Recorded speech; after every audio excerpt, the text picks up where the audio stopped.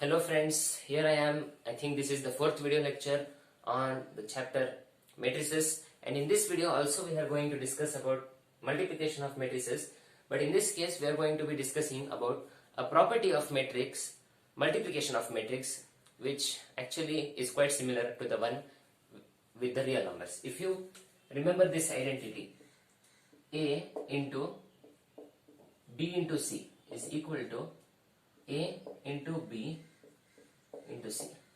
If you remember this property for real numbers, if A, B and C are real numbers, this property is true, if you remember that. So similarly in matrices also, let's say I have a matrix A of the order m cross n. I am trying to create matrices which are multipliable, which I can multiply. So let's say m cross n, I have a matrix m cross n. I have a matrix A of the order m cross n, which is denoted by the elements Aij. And then I have a matrix, let's say I denote the order over here, m cross n. Then we have, let's say, matrix B denoted by the elements Bij. I want to create the matrix such that A and B are, I can multiply A and B. So I think this should be same. The number of columns in A, which is n over here, should be equal to the number of rows in B. So let's say this has the order n cross some number, that doesn't matter, n cross s. So similarly I want to create one more matrix C such that it is multipliable with C. Multipliable with B. So in order to do that, let's say I have denoted this as Cij. So this will be S cross R. S cross R. Am I correct? Yeah, the number of columns in this matrix should be equal to number of rows in this matrix. Only then it is possible. Okay, so now I have created these three matrices. Now what is my goal is A times B times C equals A times B times C. This is what I have to prove, right? I will begin with the left hand side. I will begin with the left hand side of the equation. Alright, let's see.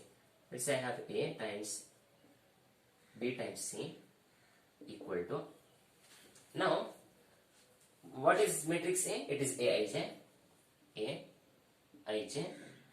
and it is of the order m cross n. Then multiplied by, in the bracket, within the bracket, I have B, which is denoted by Bij, of the order n cross s, then multiplied by, because in the bracket also there is multiplication, so that is multiplied by Cij of the order s cross r. There you go. So we have this matrix. Now first we have to multiply within the brackets. So what if I multiply this matrix Bij, Cij? First I have to check whether can I multiply them. I created as if they have to be multiplied. So n cross s, the number of columns here, the number of columns in matrix B is equal to number of rows in matrix C. So I actually created their order in such a way, so these two can be multiplied. Suppose let's say after multiplying B into C, I get some matrix B, which is denoted by elements, let's say Dij equal to, then what is the value of Dij? Dij is nothing but multiply this. That will be the answer for Dij. How do you write it? If you watch my previous video, it is written as sigma k is equal to 1 to, not n this time, you can see it is s, this time it is s, right? This time it is s. So the upper limit will be s. Yeah, okay. See, in the previous videos and all that, we used to write the order m cross n, and here n cross some number. So it had to be n when we used to write the previous one. What I am trying to say is, in the previous examples in the previous video which we took, we used to take the order as m cross n, and here we used to take it as n cross r something. So if you see, in the previous video I used to write upper limit as n because there was n over here, the number of columns of B or the number of rows. That is what I used to write. But this time if you see, This time if you see, the order of B and C is n cross S and S cross R. So the number of columns of B, which is S, or the number of rows of C should be written in the upper limit. Okay, fine. So after writing that, you have B, this B, you write this part of Bi as it is, Bij, so I will write Di, then you write K, then C, Ki, you write the C, the other half, so you will write B, K, C, K, J. This is how the multiplication matrix is represented mathematically. So I wrote that. So now instead of all this, can I write it as, before writing this, can you tell me what will be the order of D matrix? What will be the order of D matrix? Well, if you see my previous videos, once again, B into C, when you are multiplying two matrices B into C, there will be a common number which will be the column of the B matrix, column of the first matrix, and the row of the second matrix. They will be same. You eliminate that. Then you will be remaining with the row of the B matrix, which is n, in this case n. So that will be n cross the resultant. The order of the resultant matrix will be n cross. You have multiplied, you have eliminated this common. Then you have R, n cross R.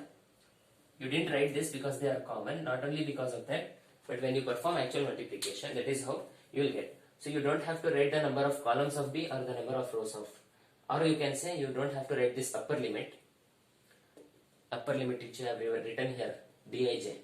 You can eliminate that. So I have not written that, and then you have to write n cross R. If you watch my video in the previous video, you will know. So this was about the order. So I found out the order. Now the thing I am going to try to say is whether I can multiply this matrix with this matrix which I get here. What is the matrix which I got here? It is this. So I can write sigma k equals 1 to S Bi k C k J. So this is the matrix which I got over here, and the order of this matrix is this. This is a matrix. This is a matrix. So this is the element, and I am writing down the matrix over here. Since I multiplied B into C matrices, and then after multiplying B into C matrices, I got D matrices, and that matrix I wrote over here. So now I want to see whether this is A matrix. This A matrix is can I multiply this A matrix with this? Yes, you can multiply. See, this A matrix has the order m cross n. The number of columns in A matrix should be equal to number of rows in this matrix. Is it equal? Yes, it is equal. Both are, A has n number of columns and this has n number of rows. So it is equal. So you can multiply these two matrices. Okay. So if you directly multiply, this becomes a little complex.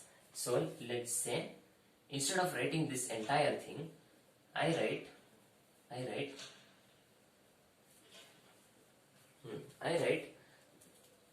had written this. Instead of this, can I write Dij? Yes, I can. So this will be m cross n, and this will be multiplied by Dij, and the order of this was n cross r. Yeah. So I have these two matrices now.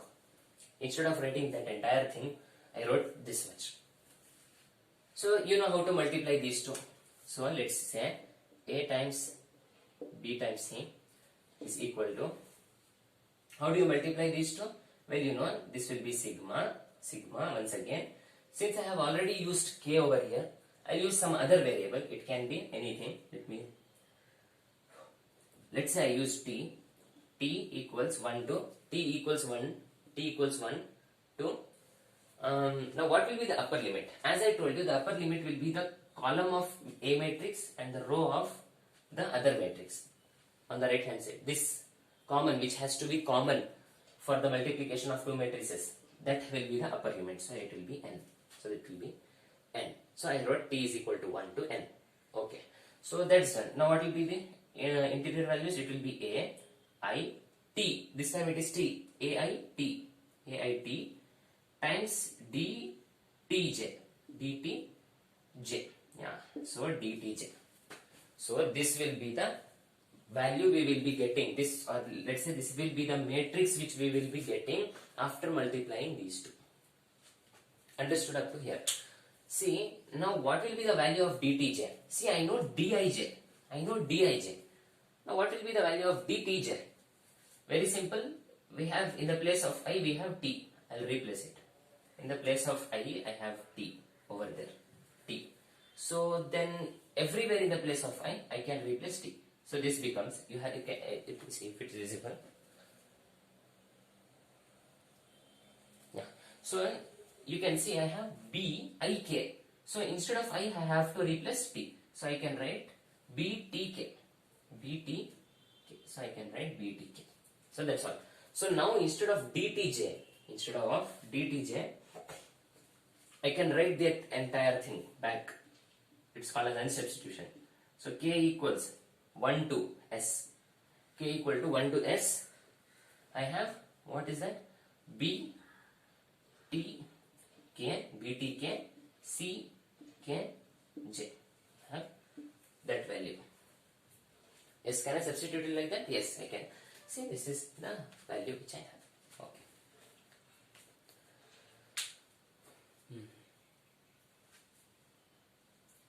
I hope you understood until here. If you didn't understand, you can rewind the video and watch again until you understand. So the final step will be, you can remove the sigma common like this. So we have sigma t equals 1 to n and sigma k equals 1 to s a I t b t k c k j.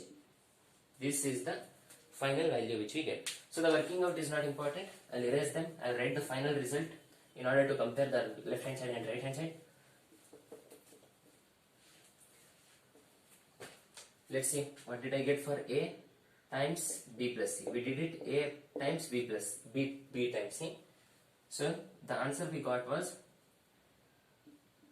sigma t equals 1 to n, sigma k equals 1 to s, a I t b t k c k j. Alright, we got this matrix. And can you guess what was the order of this matrix? We did b times c first, so we got the order n cross r. Then we did a times that matrix, so n cross r, m cross r. So the order will be m cross r. Okay. So this is what we have on the left hand side. So now let's try to prove the right hand side. See, a into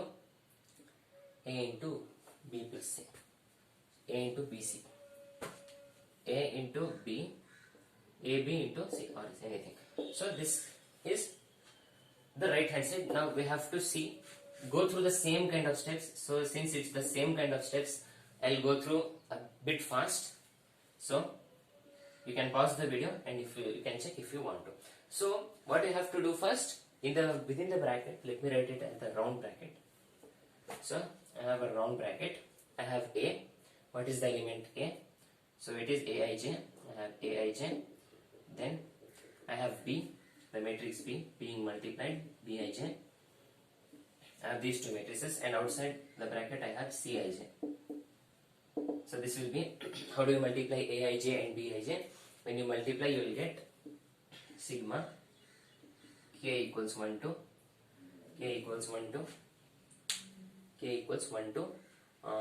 ab. We have ab, so the k is equals 1 to n, k equals 1 to n.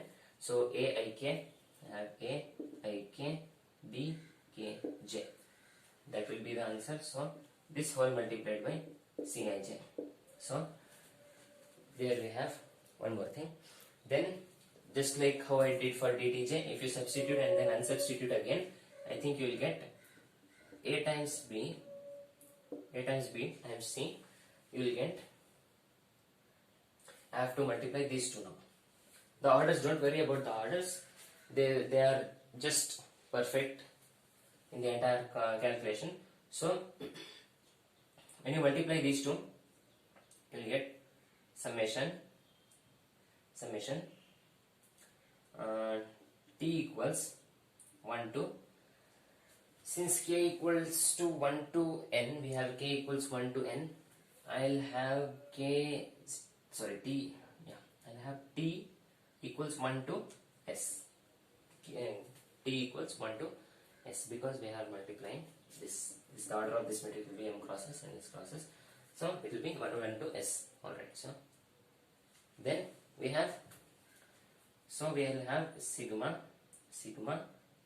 k equals 1 to and k equals 1 to n, which is already there. Then if you try to substitute for the answers, you will get, so here we will have, I think this is entire thing is, if I say, let's say xij, then it will be xtj. I have to get, we will get cij. So you will get, finally you will get a, I, t, b, t, k, c, k, j. Yes, you will get this. So yeah, you will get this. So if you don't understand, let me do it for you if you want to. Nothing. So now I have already taken dij. Let me say xij. I have some matrix x. After multiplying a into b, I get this xij. So instead of this, I can substitute xij. I'll write it down xij as it is. K equals 1 to n, k equals 1 to n, aik, bkj. So this will be there. Now instead of this, as I told you, I'll replace it by that xij.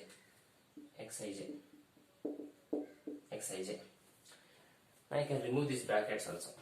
Already solved within, so I can remove these brackets. Now these two are being multiplied. So this is xij and this is xij. So when you multiply this, what you get? If you remember, you will get sigma. The order of this matrix is this will be m cross s. So the order of this matrix will be m cross s, and this is s cross r. So there you go. The order of the resultant matrix will be m cross r. We will see that later. So xij, we have xij. When you multiply them, it will be t equals 1 to s, the upper limit. So t equals 1 to s. Then we have xit. It will become xit into ctj.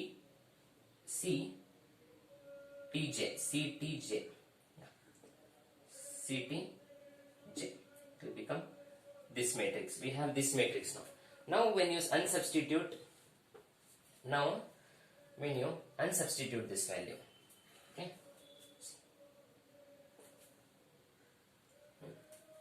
get, what was this, t, yeah, t. Now you have to unsubstitute xij. Well, it is not xij over here, it is xit. So instead of j we have xi, instead of j we have t. So I can write t over here. T. Alright. So if I have t, then I have to unsubstitute in this way. So sigma t equals 1 to s, sigma, we have a sigma there, sigma k equals 1 to n, k equals 1 to n, k equals 1 to n. I have aik, bkt,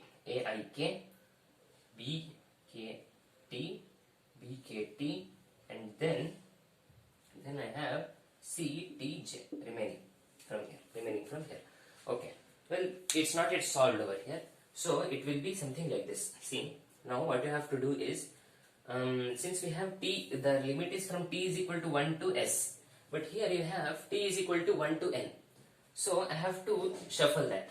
So what I am going to do for this, what I am going to do is, in order to get those limits, you can interchange. If you know how you deal with sigma, you know that if I want to get those limits, I can write k in the place of t.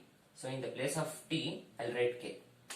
In the place of t, I'll write k, and in the place of k, I'll write t. Are the limits the same? K equal to 1, yeah, k equal to 1 to s, k equal 1 to s, t equal 1 to n, t equals 1 to n. Yeah, the limits are correct. But the thing is, since I interchanged k with t and t with k, I have to do it for everyone. So in the place of k, I have to write t. In the place of k, I have to write t. In the place of k, I have to write t. And in the place of t, I have to write k. In the place of t, I have to write k. In the place of t, I have to write k. Just interchanging the values. Since I interchanged this, it was t equal to 1 here. So I interchanged t with, okay, let me do it in another step itself for you. Let me do it in another step. So this will be t equal to 1 and this was k equal to 1. So here we will have, here we had k and here we had kt, and here we had tj. See, the limits are different. Here it says t equals 1 to n. Here I have k equals 1 to n.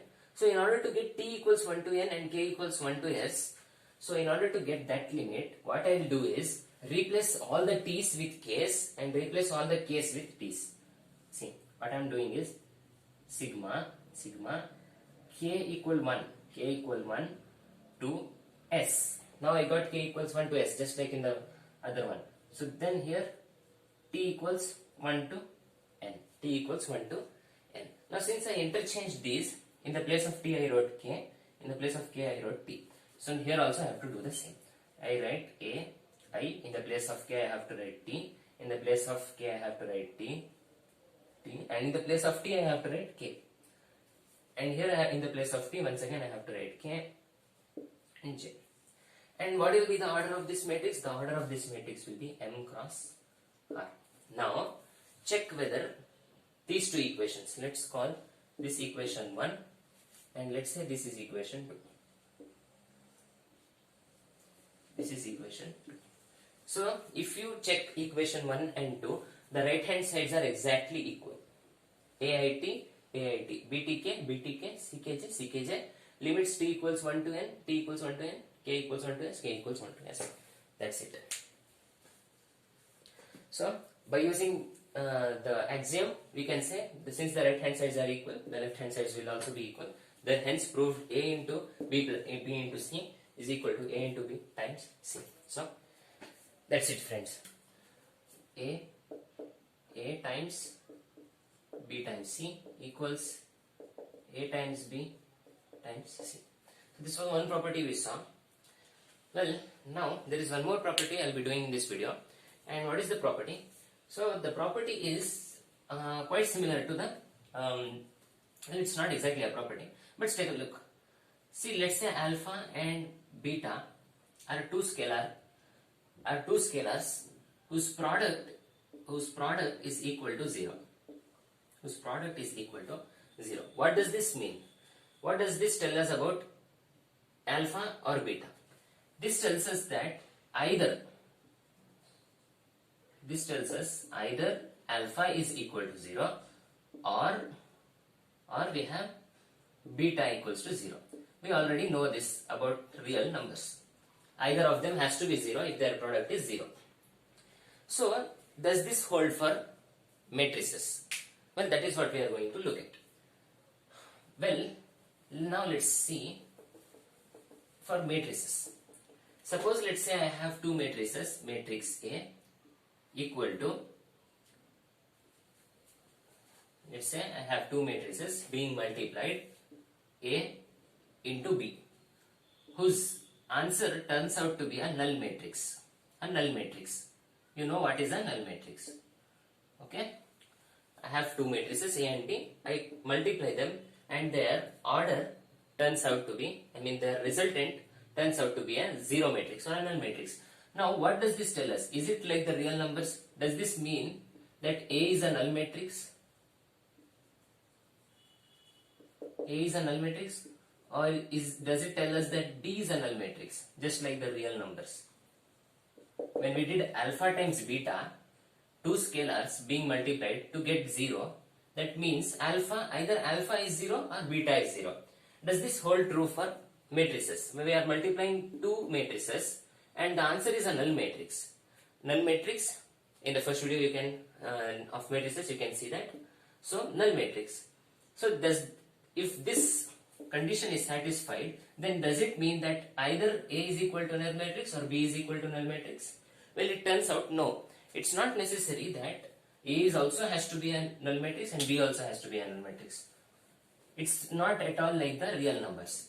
The properties of matrices is different. Let me give you an example. The example will prove you everything. Let's say I have a matrix A. I have a matrix A 2, 1, 2, 3, 1, 0, 0, 0 and 0. Then let's say I have one more matrix B of the same order 3 cross 3, and there I have, let's make it a triangular matrix. Let's make it a triangular matrix. Let's say here there is one more element. Alright, similarly, let's say this is one more matrix. This is one more matrix which I have. This is one more matrix. Let's say this is a strictly upper triangular matrix. See, so now you can see I have two matrices. Now I have two matrices, matrix A and matrix B. Is matrix A a null matrix? No. For a null matrix, all the elements should be 0. But we see there are elements which are not 0. Right?